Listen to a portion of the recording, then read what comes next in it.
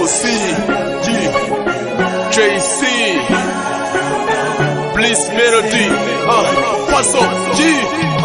dore dawe usumba byose wowe wanzanye uzini icyo wabikoreye kandi nzi neza kuzana nshoboza nkasohoza ubutumwa bwawe wantumye ku isi niho ndi hahandi hahora ikibi kibamba zirashwana rubanda rugufi rugapfa niho ndi hamwe hataba amahoro hamwe kwicana babifata nk'agakino naragera ndeje ntibumva ndacyabikora sinapowa mfite akuka n'intumwa nabizi ko batazemeye yo baza kumva ntago biba bimeze gutya hari abo mbona bameze neza hari n'abasamye cyane mbona ari abo gupfa mana numvira nziko ari wowe upanga ukanapangura kandi iyo ubonye ari ngombwa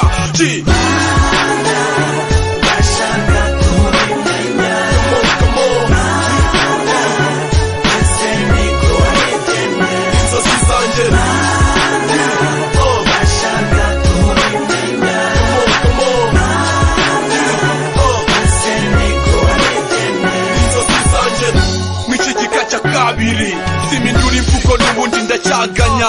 ndacyasaba ndacyatagamba man ibisi bitaransaza reba nk'aba bakora ibisasu bashaka kwica abantu ngo barapfa ubukungu bashaka kuturimbura tugashira nawuzi icyo tuzira ibaze nawe twese dusa nta mwirabura nta muzungu nta mukungu mukashaga ntihabaho Washington yabimeze nka Kigali nizo nzozi z'umusazi mba ndi hasi cyane ngiyo ndi mu kumedita niba vesi yagiye kunyuze mani ku kuboko hejuru bumaye sapoti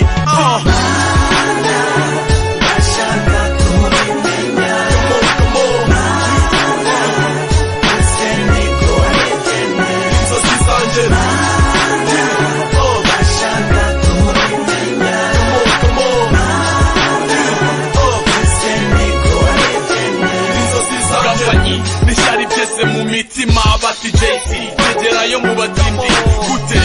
yabiriho nta kibazo n'Imana imukunda kubarusha mwaravumwe warya kawunga kaganguza nk'urya umureti kondere ku gati ntago yinubira iminsi na noti yigirira ariko akabaho n'umupfumu nasi mubyara byarugo siko biri nanjye ndi nk'abandi nifite n'abafite nivunja ku mutima vuga make kora cyane winumire Imana irasubiza uzabibaze double G's vuga jasi nidusumba vesi hip-hop irahari haje na school face fasha nikita muha umugisha karisani nawe mwoze mu mavuta fazo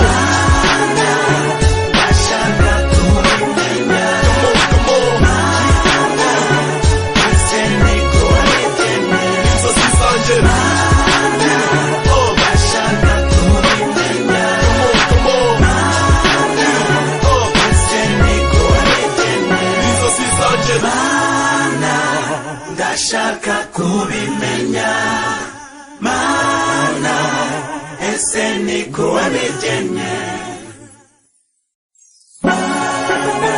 inzozi JC Bliss Melody